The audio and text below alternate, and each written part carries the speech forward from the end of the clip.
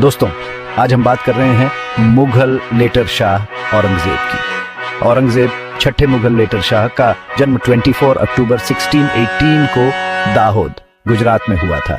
उनके पिता थे शाहजहां पांचवें मुगल लेटर शाह और माता थी मुमताज महल। औरंगजेब तैमूर और चंगेज खान दोनों के लिनेजेस थे, यानी एक बहुत ही पावरशाली खानदान से थे। बचपन से ही औरंगजेब को बहुत अच्छी शिक्षा मिली, जैसा कि एक मुगल राजकुमार को मिलती थी।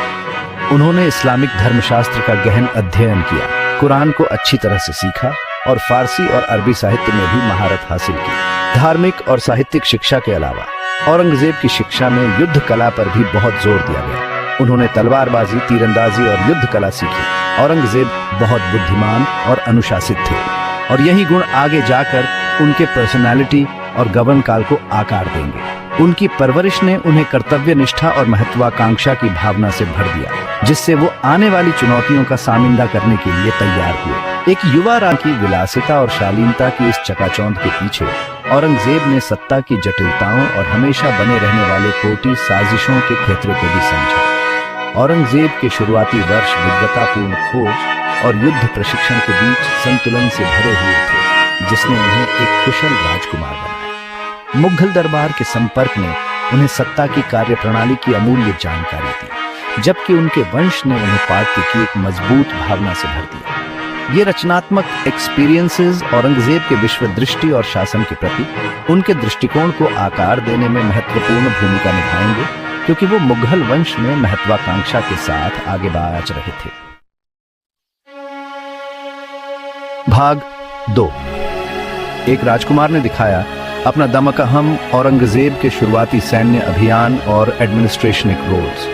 औरंगजेब का सैन्य जीवन बहुत कम उम्र में ही शुरू हो गया था, जहां उन्होंने अपनी क्षमताओं और महत्वाकांक्षा का परिचय दिया।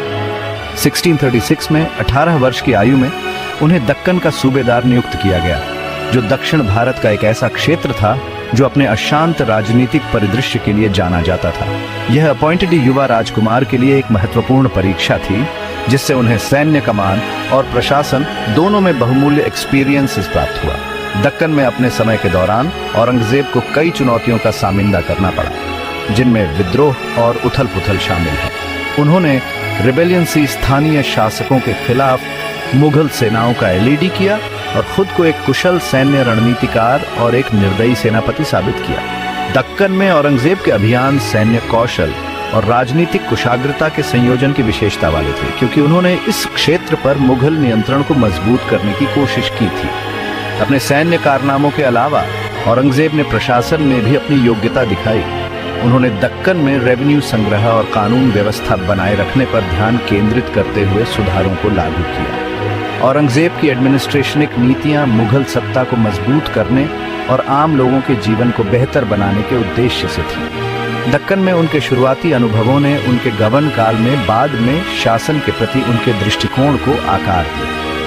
दक्कन में औरंगजेब की सफलता उनके पिता शाहजहां की नजरों से नहीं बच पाई। लेटर शाह ने अपने बेटे की क्षमताओं को पहचाना और उसे और भी महत्वपूर्ण जिम्मेदारियां इंट्रस्टेड। उसके बाद के ईयर्सों में औरंगजेब को गुजरात, बल्ख और मुल्तान सहित अन्य प्रांतों का शासन करने के लिए नियुक्त किया गया। इन अपॉइंटेडियों ने एक सैन्य नेता और एक प्रशासक के रूप में उनके कौशल को और निखारा और उन्हें एक विशाल और विविध साम्राज्य पर शासन करने की चुनौतियों के लिए तैयार किया।